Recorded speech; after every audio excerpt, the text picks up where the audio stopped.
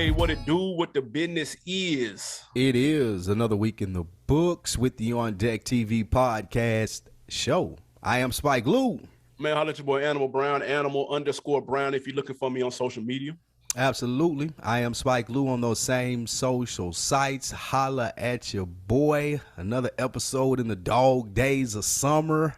Absolutely, How you feeling man. out there? Huh? Hey, feeling good, feeling great. I did something over the weekend that will be the last time I ever do it. And that's crazy that I can say that. It's crazy that you can say you did something for the last time that you would ever do it. Facts. Yeah. You got a haircut. No. You're going to use Nair from now on. Them haircut days is long gone. Nigga, I played 5-on-5 basketball. Full court. That was it. Full court? Tough. Outside. Oh, my God. Nigga, Death Wish. Listen. I'm a DEFCON 4, nigga. How many points in did you get when you was like, damn, this was a mistake? Nigga, points. Who said I scored, motherfucker? Nigga, listen. I'm talking about in the game. Like, was it 1-0, 2-0? When you was like, man, what the fuck am I doing out here? We were going by 1s and 2s, and by like 5-2, niggas was smoked. Like, bro, niggas, look, at first we was going to 16. We was like, hey, we got to cut that down to 12. Nigga, then we cut it to 10, dude. Like, niggas was done. Shit, boy. It's funny what we think we can do versus when you get out there and get to doing it, man. Man, boy, that was it. Like stuff around the house and things, like you'll be like, man, I can do that. Look at this YouTube video. Nigga, you get in the midst of it, you be like, God damn, I shouldn't even started this. Yeah. So that was it. Rest in peace, my hoop career. I had a great career. Couple rings. A couple of MVPs. Overrated. Couple of MVPs. Overrated. Hang my shit up, dude. I remember the good old days. So none of the exercise in the mountain, none of that helped out there hooping. Fuck no. That hooping a different beast, man. That hooping we used different. to do that shit every week, man. We remember we used to go hoop every Sunday. I was so that cold shit was back like then. Church to us. You were so sorry. And you was fat. Those are the good old days up at Christ the King, man. Shout out to guys we used to hoop with up there. Absolutely, man. Let's get to this episode, man. Action-packed joint. We got a couple of anniversaries we're going to talk about, a couple of albums turning 24 and 28 respectively. Let us know if you can guess what those are. We'll get to that in a second. Also, Future gets a big boy plaque for a shitload of records sold. We're going to talk about what that means to his legacy. And we're closing our series in our most influential album series with none other than the East Coast, man. Shout out to Up Top. So we'll get to that in a moment. But first, speaking of East Coast, Fivio Foreign, while on the $1 Million Worth of Game podcast, revealed how much he signed for when he signed to Mace in 2019. Yes, that Mace, for those who didn't know who Fivio Foreign was signed to. He said he got an advance of, wait for it, 5,000 smackaroos. My question to you, one, is that a fair deal? Two, if not, do you think Mace is hypocritical due to the way he talks about how Puff did him? It always comes back around. And that's why I'm usually never on the side of the artist when we hear these conversations. Because just like Mace got a problem with Puff, now you got Fivio coming out saying, oh, well, Mace hit me with the same deal. Yeah. So to Meek Mill, to Mace, to all of these, the Meek Mill, when I'm talking about with Rick Ross and all of these people throughout the history who have tried to blame Birdman or tried to blame Diddy or tried to blame our black CEOs when this is industry standard. They just get the flack because they look like you and you wouldn't expect them to do that to you. Versus attacking what's really wrong, and that's these bullshit contracts that they're signing. So I'm not mad at Mace. I'm not going to switch it up because I shit on him when he was coming at Puff for this, because now he see what it's like. You got a nigga sitting here saying, oh, well, you did me this way. Regardless of what you done for him, regardless of the investment you made, I walked away with these $5K. That's what the contract said. You did wrong by me. So people hear.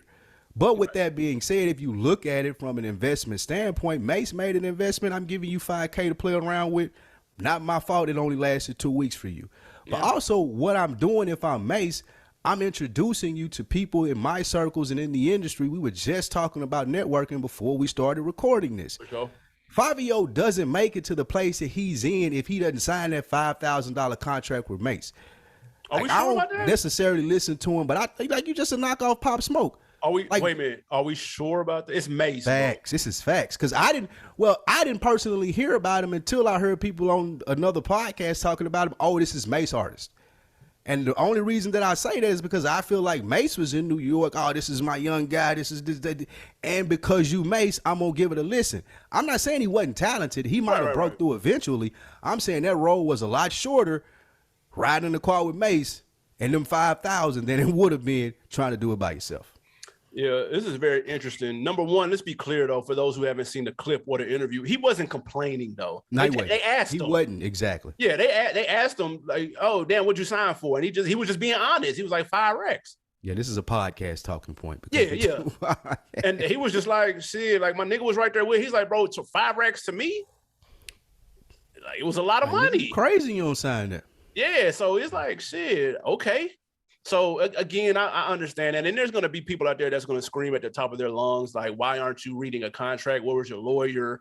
All of that type of stuff. And that, to me, that's a played out narrative, bro, because I was watching Earn Your Leisure and they talked about this on Earn Your Leisure on Monday briefly. Right. And one of the dudes, I can't remember, I don't know the host's name, but the one that looked like Dak Prescott, he went on a, he looked just like him too.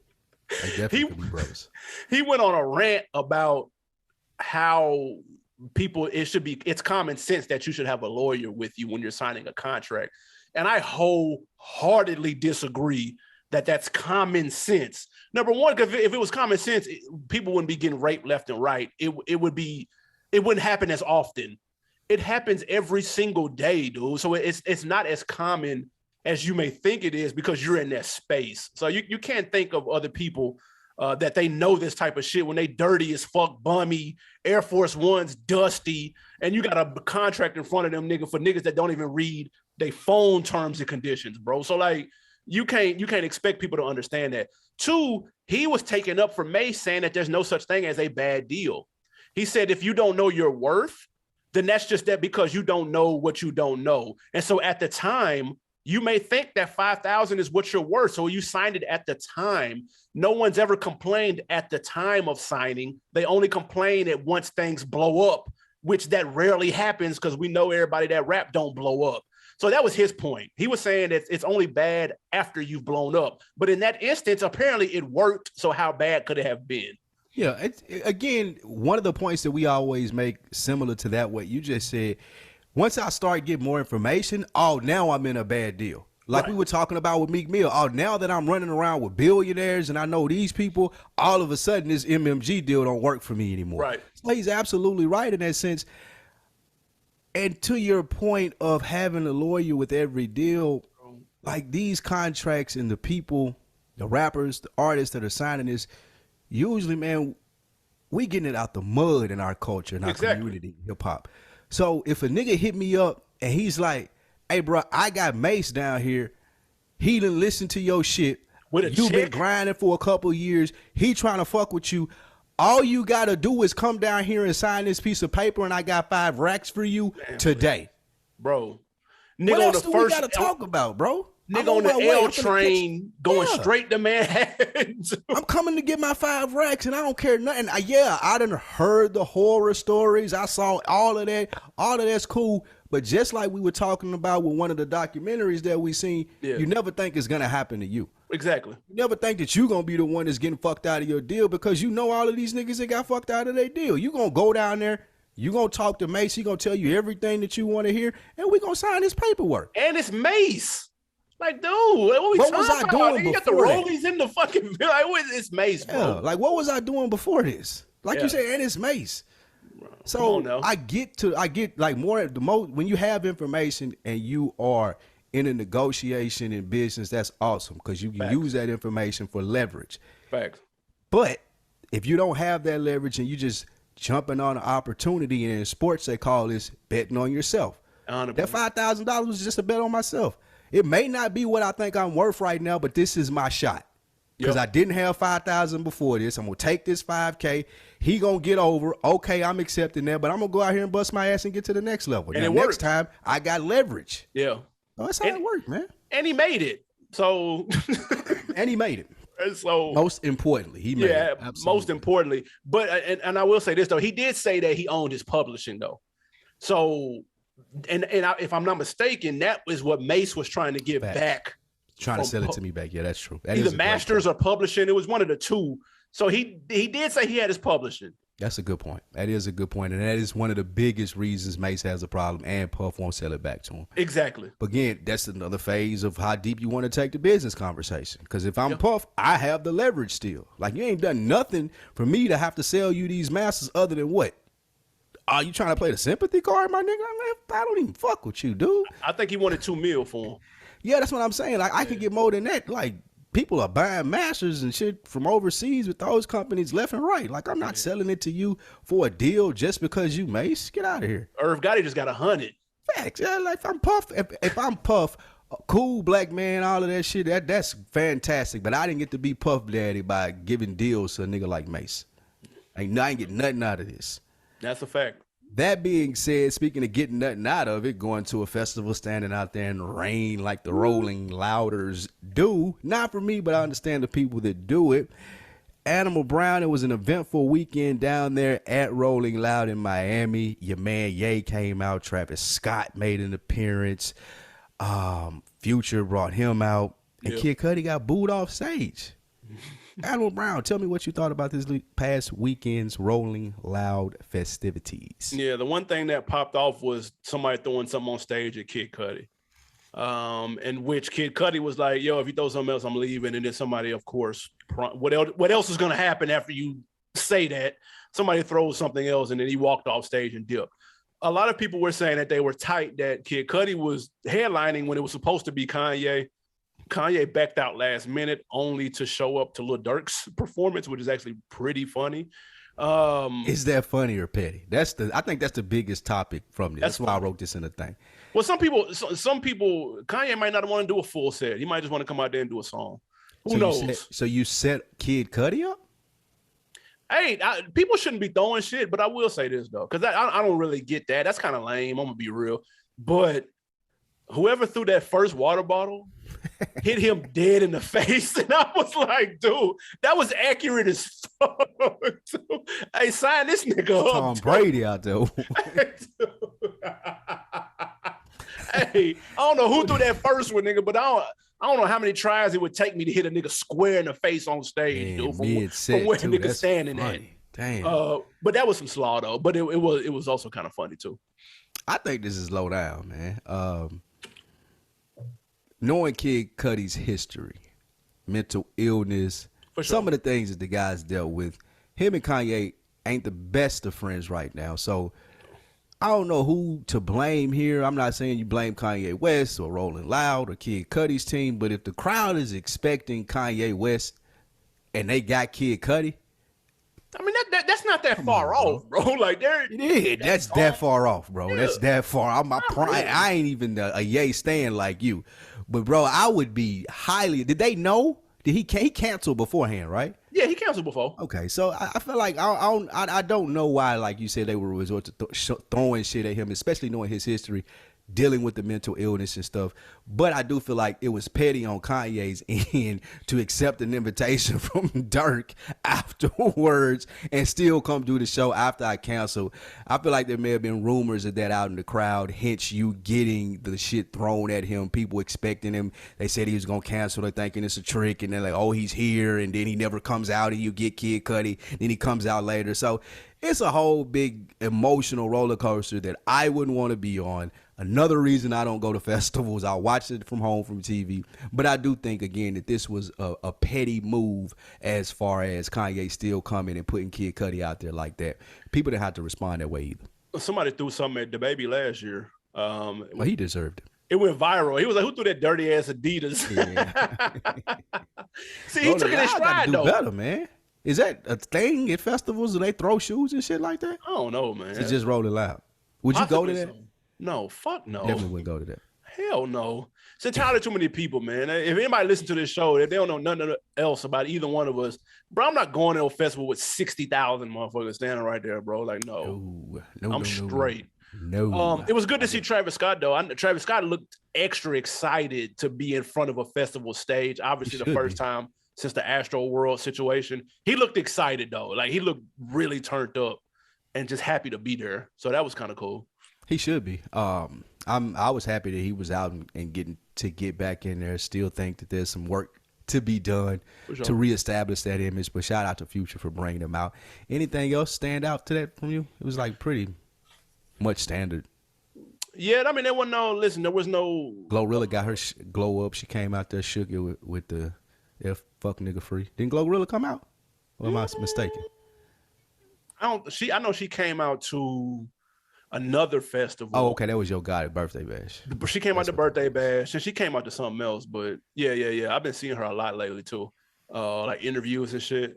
Yo Gotti got her working the circuit. But nah, that was pretty much it. Rolling Out was pretty quiet. Wasn't no scandal this year. The most scandalous thing was Kid Cudi walking off. So that was pretty much it. You think he blamed Ye for that?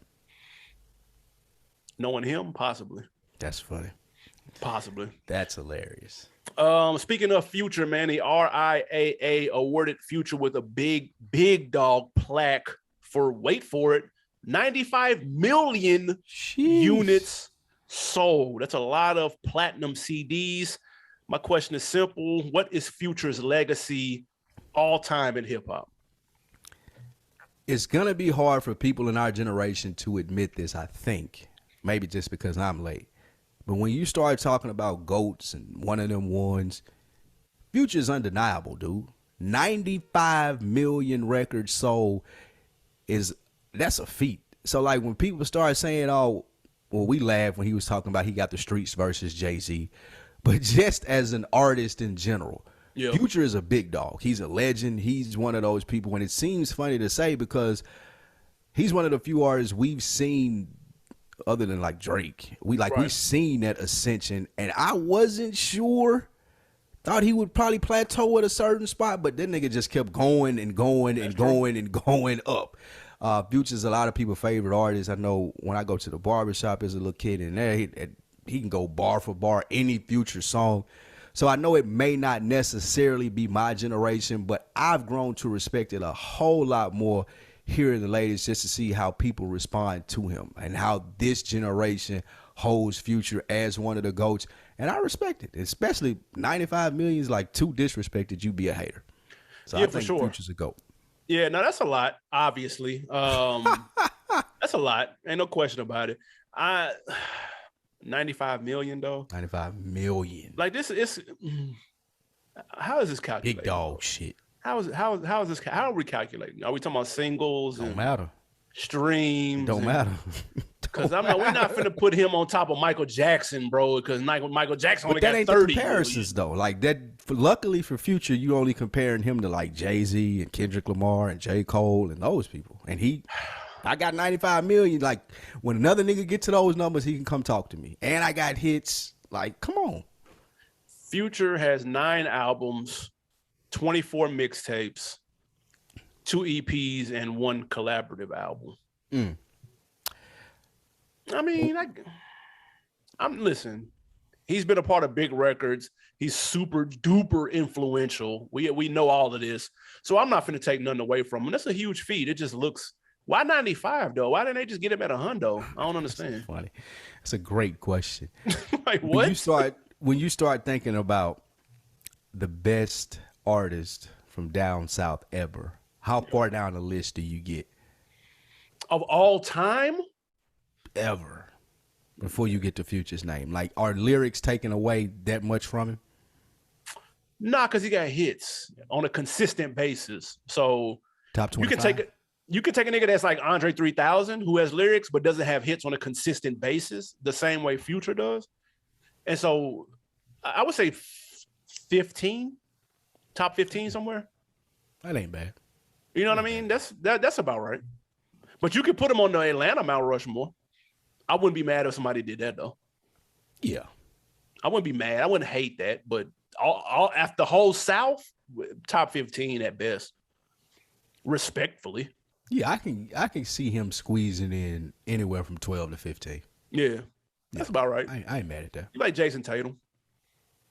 Nah. That's about right there. Jason Tatum. About 12 to 15. No. He's not a 12 to 15 basketball player. Jason Tatum 20 to 25. That's easy on a good day.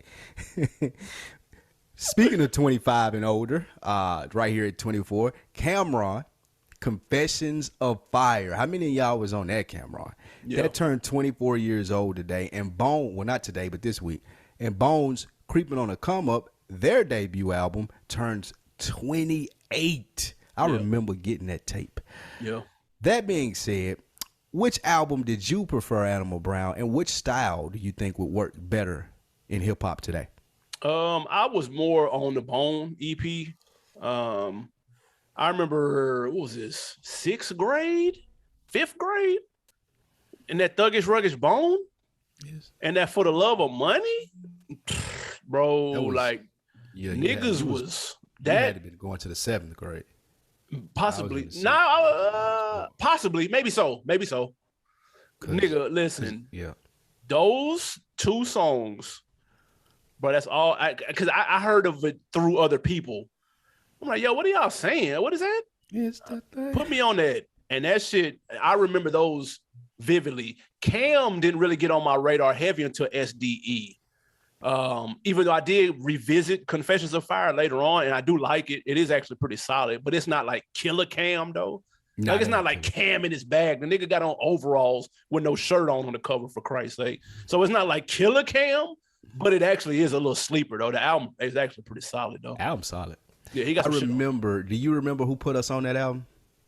Confessions of Fire? Yes. Who? You ain't even gonna remember this. At our first job, nobody named Sean. From Detroit? Sean, the nigga went to MTSU or something. Oh, yeah. Yeah, drove like a little Honda Accord. For sure. Thought he was so cool. But he came in there. We used to be all no limit. That nigga came in there telling us about this nigga Cam. I don't know if you knew him, but I damn sure did. And the nigga was like, yeah, this nigga ski spitting, whoop-de-woo this. And the nigga pulled out the album cover and he had the overalls on. I said, man, I'm not listening to this shit. Nasty. Overalls on. But you right, he gassed it. He made it like this nigga was Jay-Z before Jay-Z. But I remember, like, we were like 15, 14 years old in our first job. Nigga, that was at Kroger. But I do remember him having that CD. I remember he went to go buy it.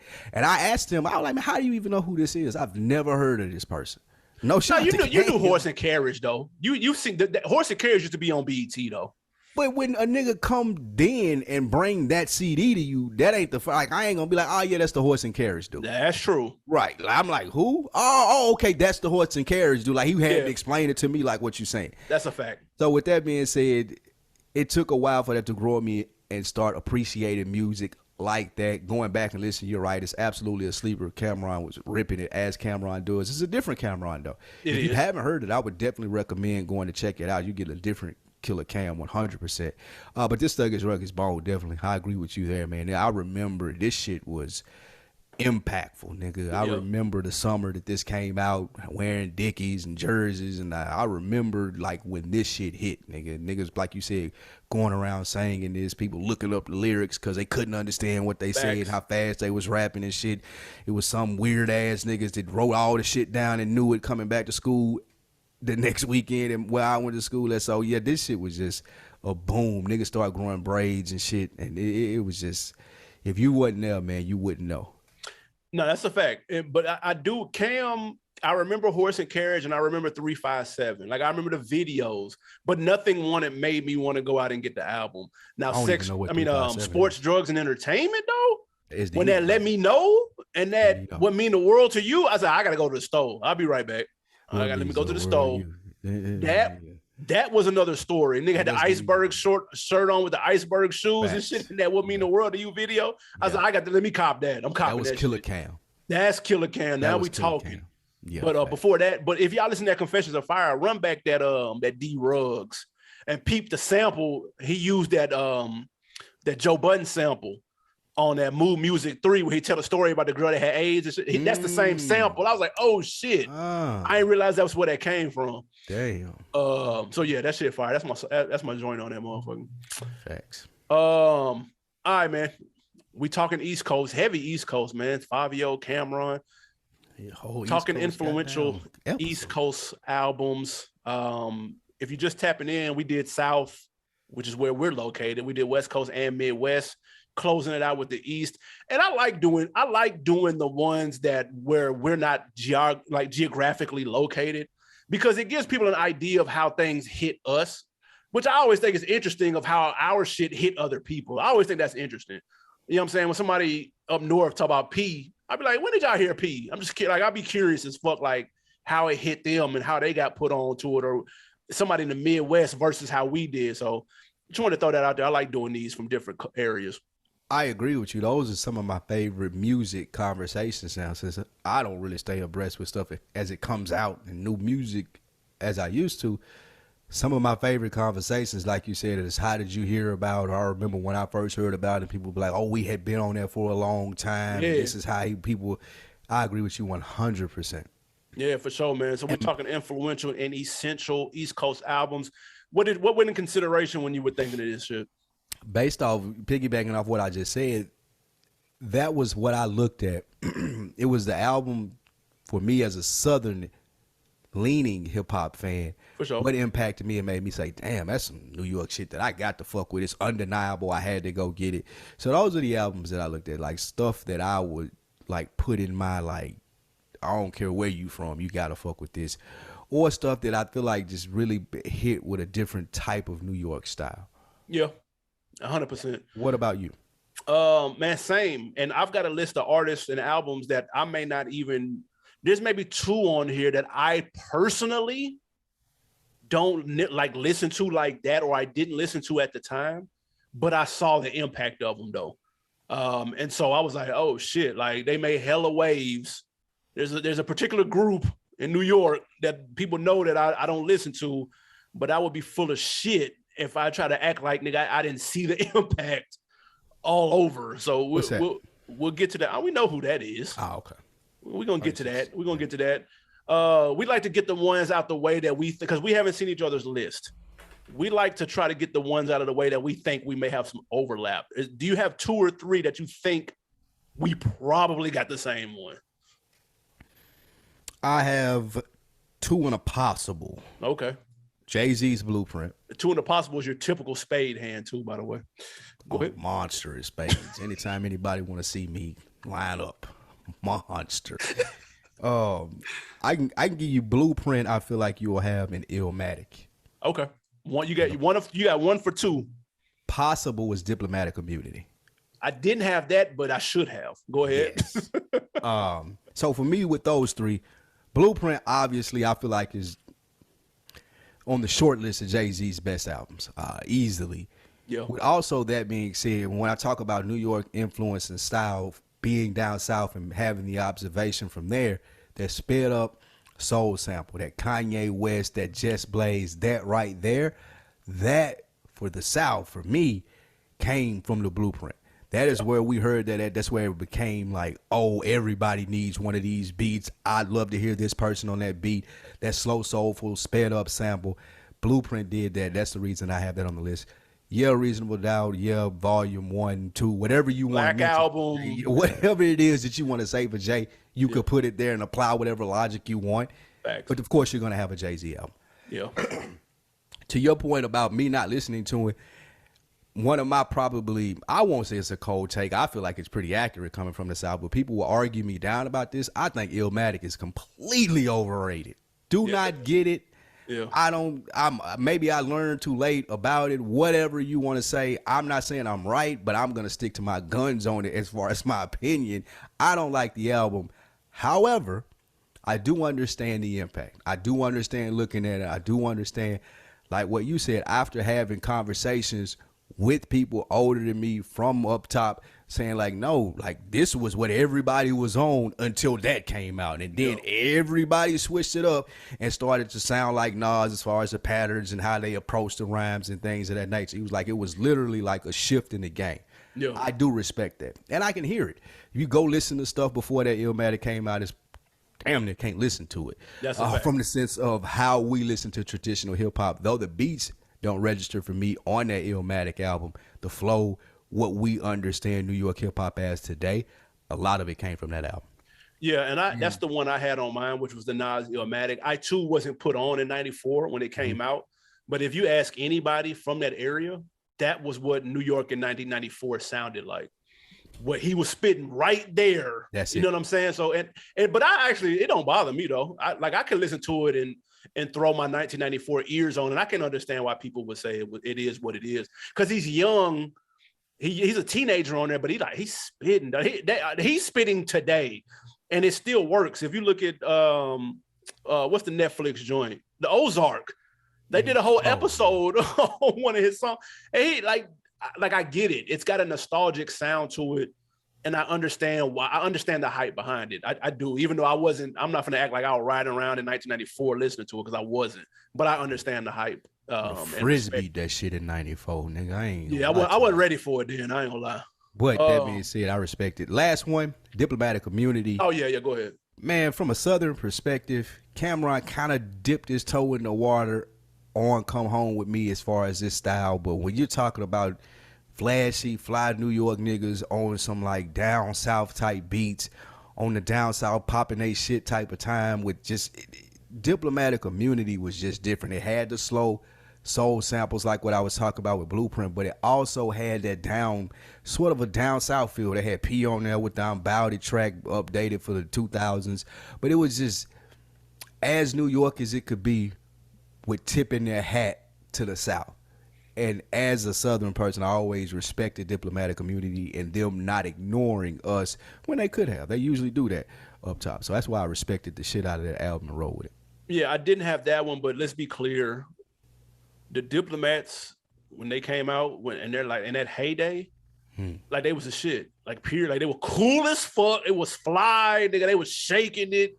Like nigga, that was nationwide though. Facts. That was the first New York group that niggas down here I seen like emulate. Like I know niggas did emulate Wu-Tang and shit. Like I get it, but I wasn't outside when those niggas was doing the 5% or shit.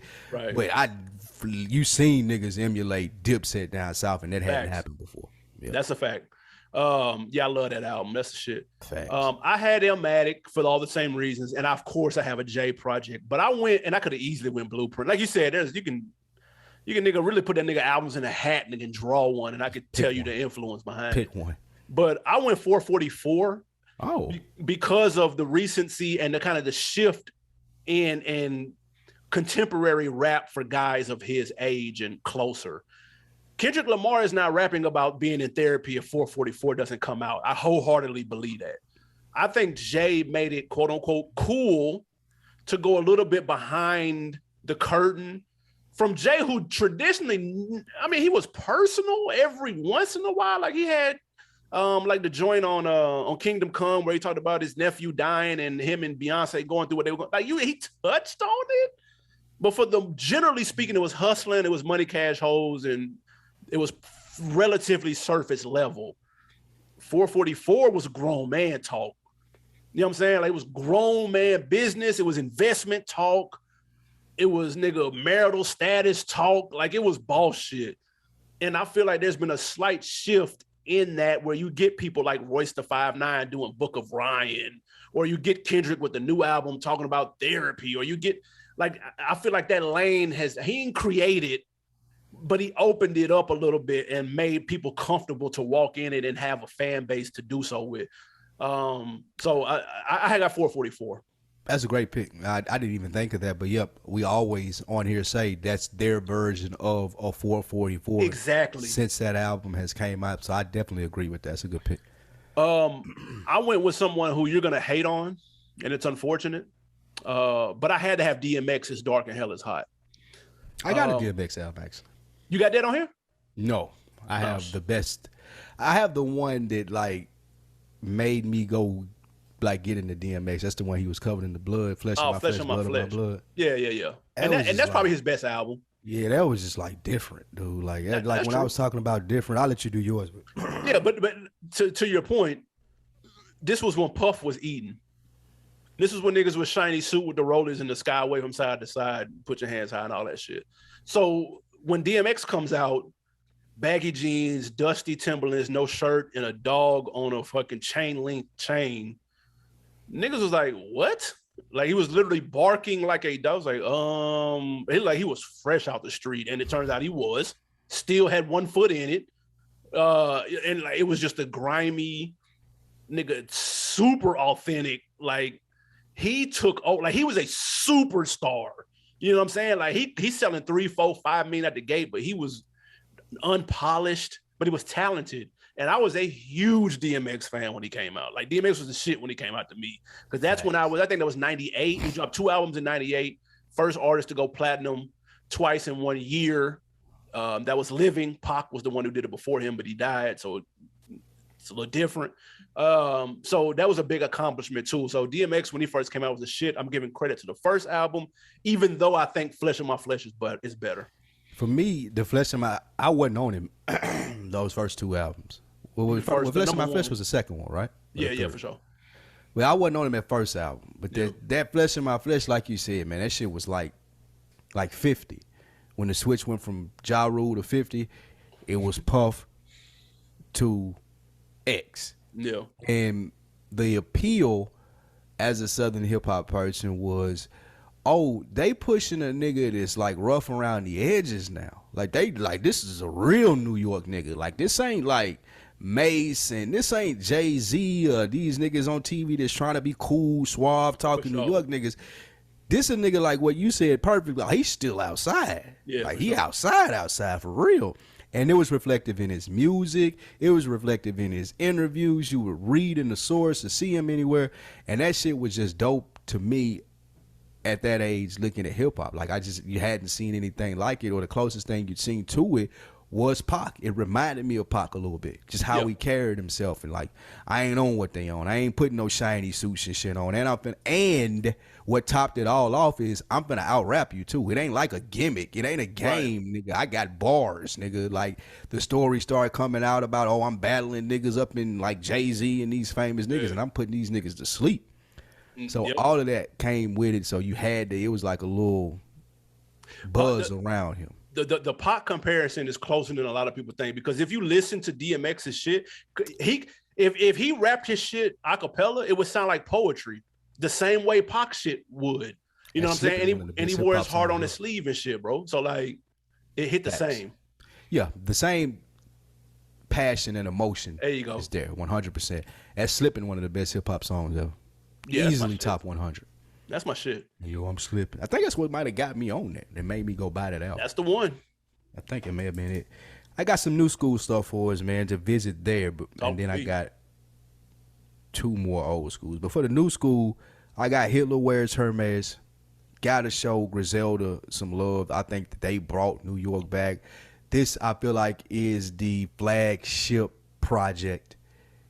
I feel like Westside is the flagship artist of that movement. Though he may not be the best rapper, he is the spokesperson. He's the baby. He's a Master P. He's that for them. And he did a great job. I ain't got to, like I said, I ain't got to have bars, my nigga. I got style. I got everything else that's coming with it. And I'm about to make an impact on the game. Seeing that from down south, first hearing Combat Jack talk about him, that style of music not being as popular in New York as it had been when we heard about them, and them taking it back unapologetically. I ain't doing the other stuff, just like I was just talking about with DMX. I ain't doing what y'all on right now. I'm sticking to this.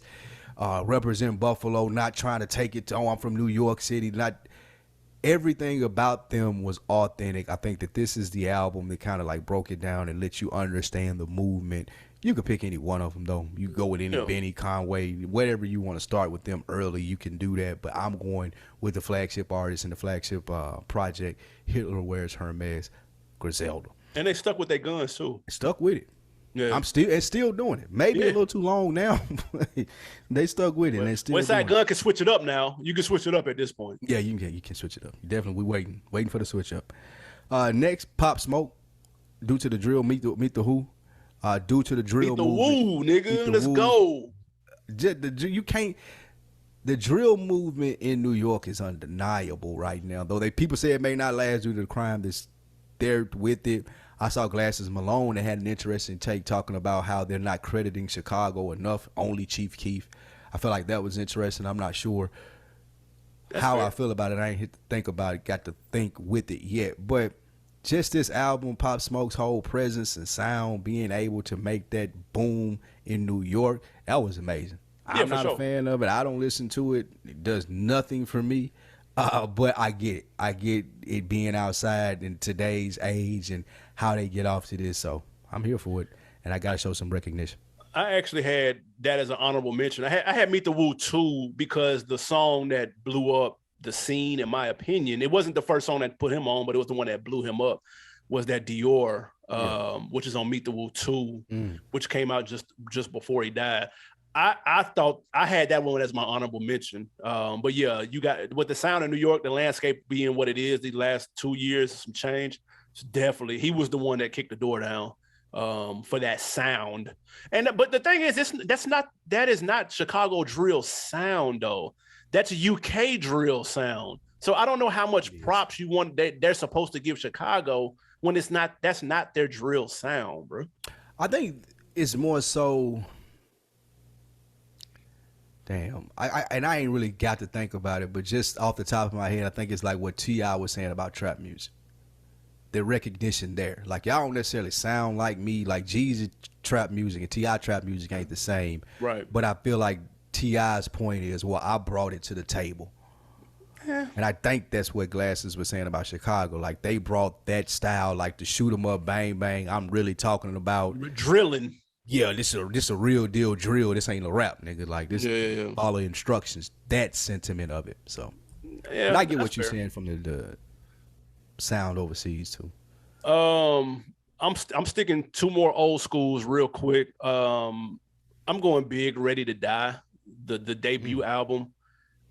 We talked about Nas rapping the way he did and coming out the way he did. This one came out in '94 as well, later that year. And this was just top notch. He was able to balance the street shit with the commercial shit.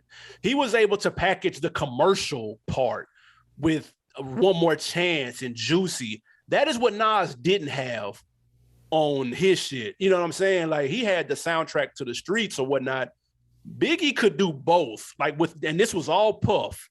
You know what I'm saying? In terms of putting him like, bro, the street shit cool. We need something for the radio, but that's not corny. You know what I'm saying? Like, we still big. They're still Biggie. You know what I'm saying? Like, let's take these throwback sample joints that's already been hits, nigga. Well, I'm finna have you spit that smooth shit on here. And nigga, those are two of the best rap songs arguably ever. Like, you know what I'm saying? So in addition to the rest of the album, obviously, we're on record. I'm a bigger fan of the double disc. However, I'm not mad at this being at the place it was on the Rolling Stone 200 list. But this is influential to me just due to the records on there. And then another one that I mentioned earlier that I teased earlier, the group that I was referring to is obviously Wu-Tang Clan, which I am not a fan of, but the Into the Wu, you have to, that's the album from what I've been told is the one that people kind of hold in high regard that are fans. To have that album and then have birthed the different projects that came off of it from the solo shit is on some Avengers shit. I thought it was 36 Chambers. Well, I know a lot of people say Enter the Wu though. From what I've been told, that's the one that. And somebody, we need a Wu-Tang fan to tell us which one is the one that kind of people look at in higher regard. But you probably can't go wrong with either way. Yeah, and again, I'm with you. I had Wu-Tang. I'm glad you said big first of all because it would have been criminal not to mention him. I didn't have him on mine, but I figured you would have him. And I got Wu-Tang. I put 36 Chambers because I too, like you, do not know. I just knew that it had to be one of them. That's the same thing. Into the Wu is the same thing as 36 Chambers. Same thing. Oh, okay. So it just shows even more so how much we do not know. Exactly. Or me personally about Wu-Tang. I tell you what, though, I did look at the documentary helped a lot. And the miniseries. Yeah, on Showtime. And the miniseries on Hulu helped a lot. As far as just understanding, not being as knowledgeable of New York at that time period had a lot to do with us not liking it. Like, we could tell with No Limit, like, just we related to that more. But let's be real, though. This came out in 93, bro. Okay. What was I listening to in 93? Chris Cross? You know what I'm saying? Like, come on. Like, yeah, this wouldn't have been nothing I was listening to. Yeah, we not, bro. We 10. But that being said, I had older cousins, though, and he was listening to Scarface, and he would put me on to it, and that's how I knew about it. Like 8 Ball and MJG coming out hard, Scarface. He wasn't listening to this shit. That's fair. Well, if he did, I damn sure wasn't listening to that. But there was like stuff that we had access to through older people at that time that just still wasn't on the radar. So I had that Wu-Tang. And one last one to get out of here that you're gonna hate on that I got for you. My guy, Capo, Jim Jones, On My Way to Church. I like that album though. Well, Jim Jones made it. You don't like Jim Jones though? Yes, I do. What are you talking about? Well, I've been hating on him lately, so I'll take it then. But with that being said, the first Jim Jones album, Jim Jones made it where niggas that couldn't rap from New York, he pulled the Jeezy in New York. That's a good point. Niggas that can't really rap, I'm just gonna get on here and swag it out and do what I do, talk hustle music. Niggas from the streets is gonna fuck with me because I'm saying some real shit. Jim Jones was the first nigga that did that from New York, in my opinion, where it wasn't about bars. Right. Like Jim Jones just came straight, I'm Cameron Hitter, Waka Flocka style, and like I'm finna give it to you like this. And he's made a hell of a career off of it. But I would go with On My Way to Church. Real quick, and I do like that album, and it's arguably that's when he was his least talented. Honestly, he was still rough around the edges. Facts. But the Wu-Tang shit, obviously, this is the album Cream, Protect Your Neck, Method Man. They birthed too many. The Wu-Tang tree, and then the projects that came from the tree. It's too much for a nigga to be like. To ignore it. It's undeniable. Yeah, that is an undeniable force in hip hop. Like you can't.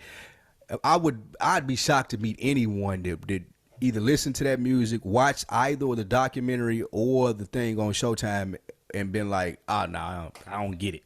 Like, it's impossible. You don't understand hip hop if you don't get Wu-Tang. I get it. That's a fact. Yeah. I got two more real quick. I'm going Little Kim hardcore because that good one. Yeah, what she was doing then today is whether you want to go with the content or with the look, the swag, the colorful wigs, and the all of his Lil' Kim. It's all that right there. All of his Lil' Kim. Let's be very clear. All of it, because it was women rapping when she was out, but they wasn't doing that. They wasn't doing that. Like no other rapper female was doing that. Now it ain't one. Well, it's some that ain't, but they in the minority. Yeah, that's the norm at this point. And then this is just a little bit of cheat code. Are we counting Canada? I hope you ain't finna say no Drake. God knew you was gonna Are we counting Canada? Did Drake get a mention on all four coasts? He did like a Houston one in Memphis, and now he's here for New York. He did a West Coast one too because he live in Calabasas. Yeah, we're doing Drake then. That's good. We're counting Drake. That's awesome. Take Care, the classic Drake album that kicked the door down on the emo singing rap. It was official after this album. If you didn't sing and rap, we couldn't sign you. You had to be able to do this. You got Marvin's Room to thank. If you listen to Bryson Tiller, you have Marvin's Room to thank. If you listen to any of these sing-songy ass rap niggas, you have Marvin's Room and Take Care to thank. That Marvin's Room was different when it that was different. That hit on a completely different level. That shit was different, nigga. I ain't gonna lie. That shit was crazy.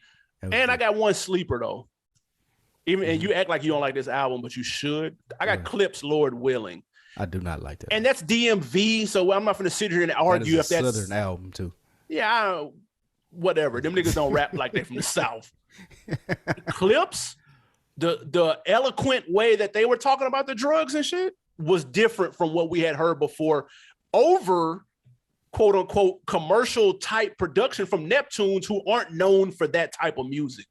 Like they're known for doing "I Just Want to Love You, Babe" and and all that. They rapping when they got them on the street shit though. Facts. That was different, and we know what Pusha T ended up being, and we know how nice Malice was. So I had to throw that in there just to get some DMV love on here. To be honest, just kind of spread it out. They want to all New York it. Same for Wiz Khalifa, man. I know I mentioned that last time on the Midwest. But did anybody follow up with you about Pittsburgh being in the Midwest? Nobody followed up with me about that, so we're gonna lean that to the east then. It's ironic that I heard someone else say that, like referencing some sports stuff after that. I'd never heard it before till you said it. Then I heard someone else say, "See, Pittsburgh is more Midwest." See, that's nuts. By the way, when are Drake fans gonna realize that Views is his best album? When are y'all gonna know that? Like, is there any point in time niggas talking about Take Care and whatever the rest of the name of his nothing was the same. What you want to do? That Views is banging. It is. All of my let's just be friends. You talking about trend setting. That's the game right now. Now you listen, when that first came out, niggas hated that because he started the album with the singing shit. Trash. Yeah, niggas hated those niggas. No, it because we was used to his intro. If nothing else, he's gonna murder that intro. His intros, you're gonna get barred up on the intro. Fact. When he came with that turned a lot of people off. And niggas are like, man, what the fuck? But then people revisit it, let it sink in a little bit. It slaps, it hits. I ain't gonna lie. Facts. The album banging. Y'all let us know, man. Give us a couple of projects from the East Coast, man. Throw in there Pittsburgh, throw in there DMV, throw in Canada, Tory Lanez. I don't give a fuck. Throw in there some other people, man, that we might have missed that were essential to you coming up. We got some wins and losses. Dude, I laughed at this one a couple of times over the weekend. Win or loss to fans paying $1,000 for the Chris Brown meet and greet photos. Please tell me you saw this. I did see this, and this is a L. But did you see how he was like posing with him and shit? I seen him picking him up and all the crazy. This is a L, bro. Like, there's no way that I get it. You're a fan, whatever, but bro, like this is an inflation, recession, all that shit. A rack for the Chris Brown pictures is nuts. Did you see the dude? No. I did not see that though. It was a dude. What, they shake hands? They just had like a little pose. Bro. They were wearing them out online. You got to. Damn, son. What's wrong? He might be a Chris Brown fan, dude. He might got the stack.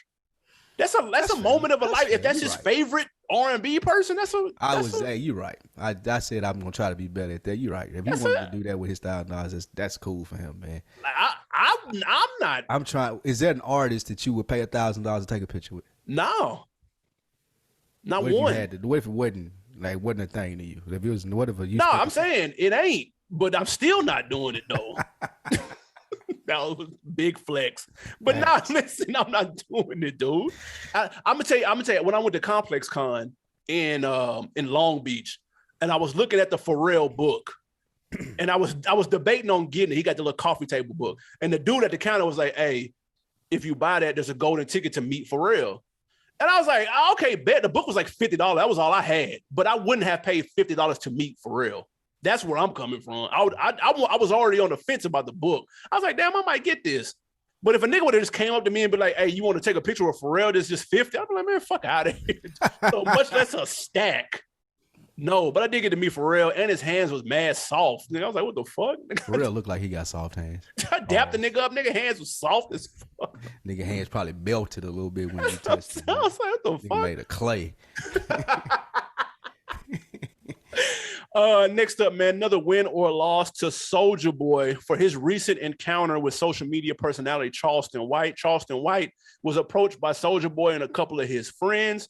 Soulja Boy said he wanted to talk. Charleston White pulled out the mace and sprayed them side to side. Win or loss, Soulja Boy? It's a loss, man. Like, this dude, Charleston White, man, if you don't know who he is, he only popular because he criticizes black culture. He ain't doing shit to make it better. He just sitting criticizing rappers and what he think wrong with black people. I ain't heard him offer one form of insight as far as making anything better. So if I'm Soulja Boy, there's no way that I'm even giving this dude any more cred. Running up on him, beating him up ain't gonna do no good either. Now he can get on here and everything that he's been saying about black men being violent and all that shit becomes true. So nah, I'm not even engaging with this fucking loser if I'm Soulja Boy.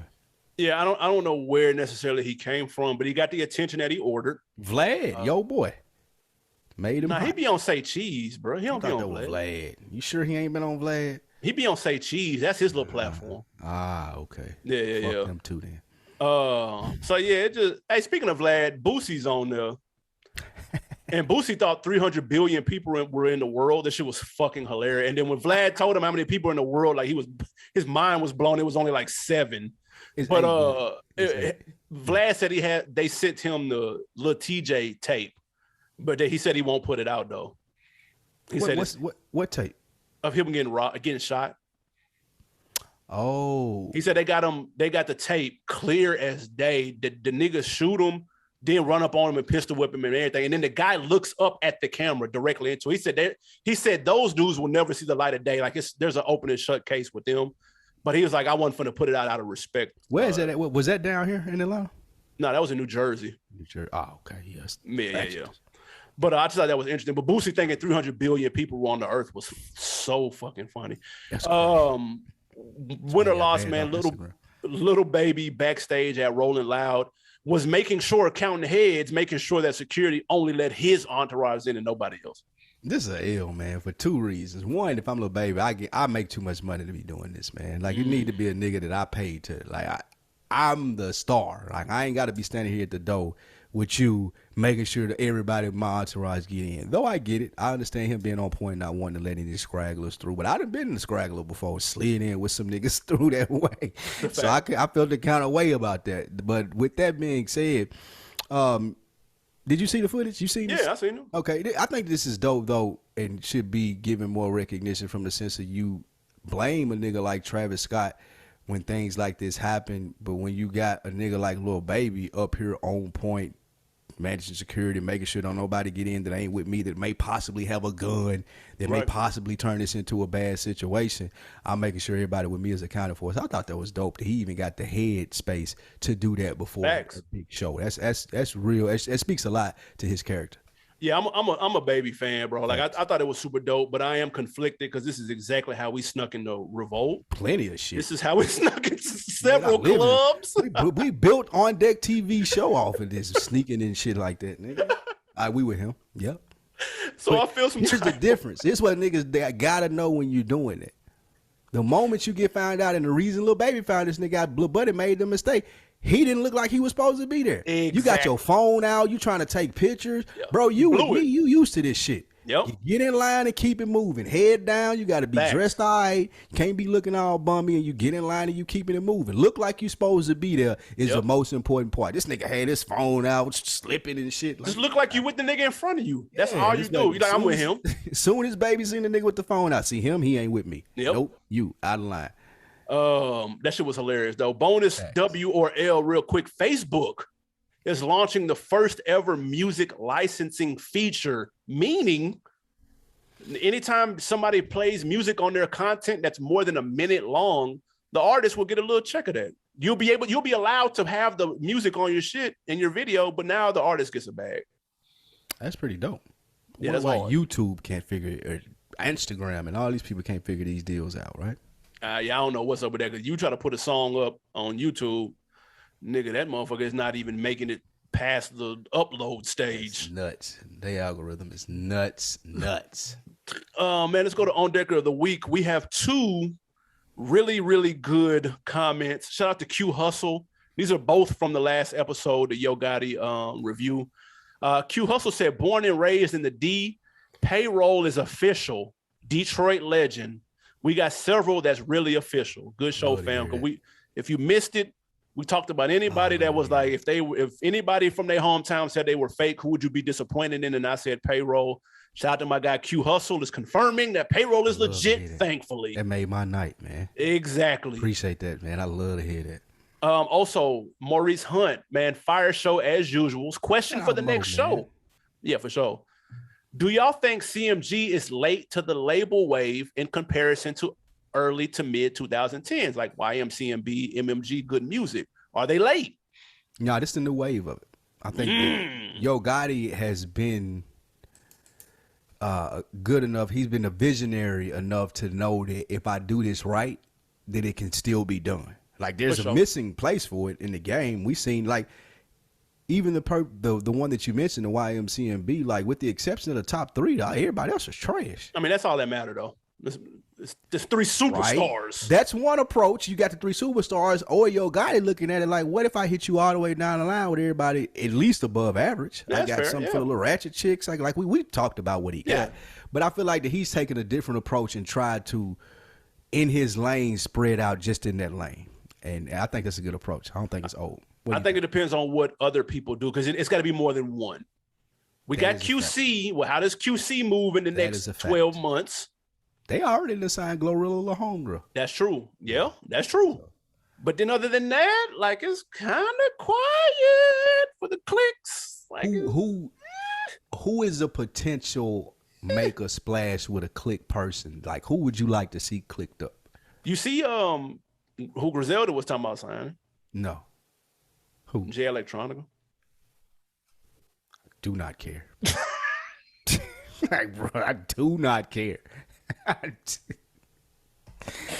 nigga ain't never gonna rap on them. Like you literally will never hear. You hear one song, dude, and that'll be it. That nigga gonna be on Hitler Wears Hermes 9, one verse song, and it's gonna be That's 9 it. minutes long, and then you'll never hear nothing else ever again in life, dude. They waiting on Jay Electronica Griselda album. Who would you like to see clicked up though? I don't know. I got one for you that you wouldn't expect. I just thought about when you said that. It's not a lot of free agent signings. Who you got?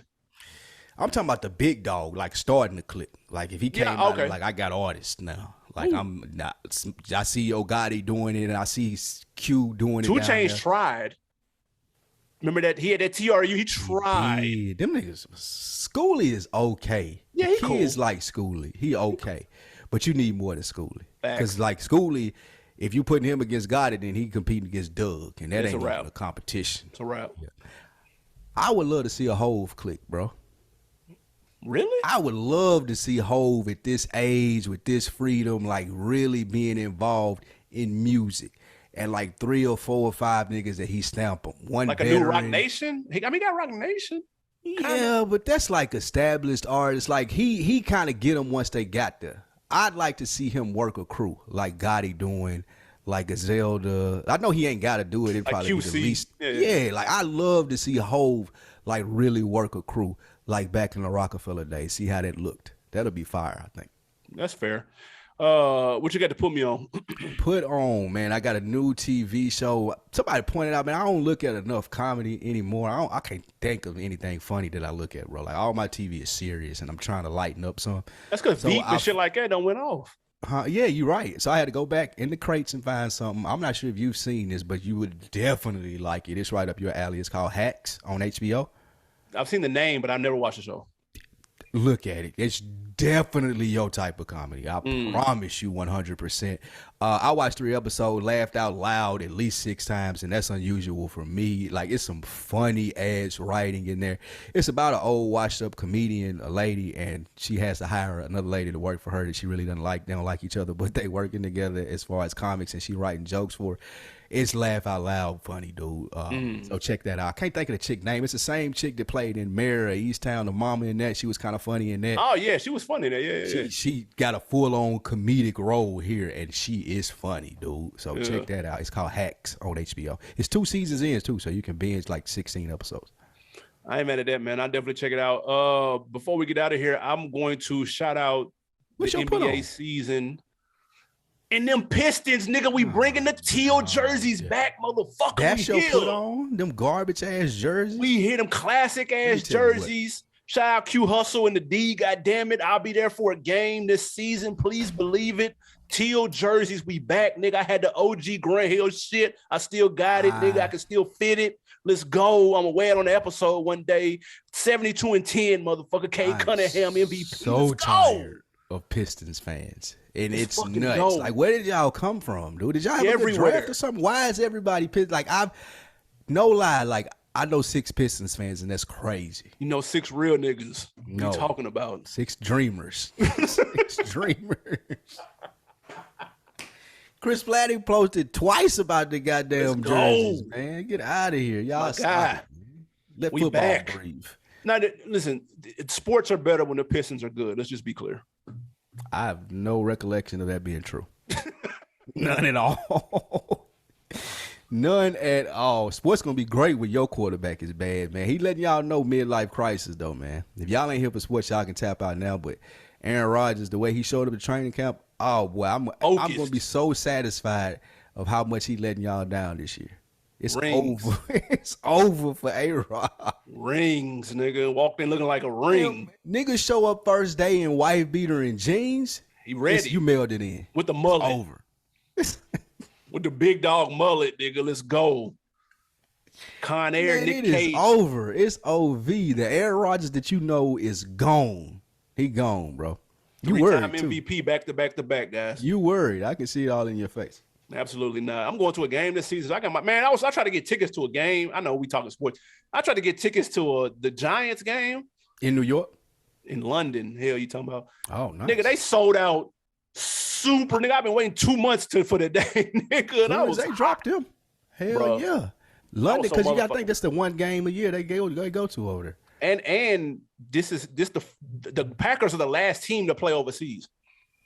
When is that game? October. Did you get a ticket? No, but I got my flight and hotel. I have to go to StubHub. StubHub.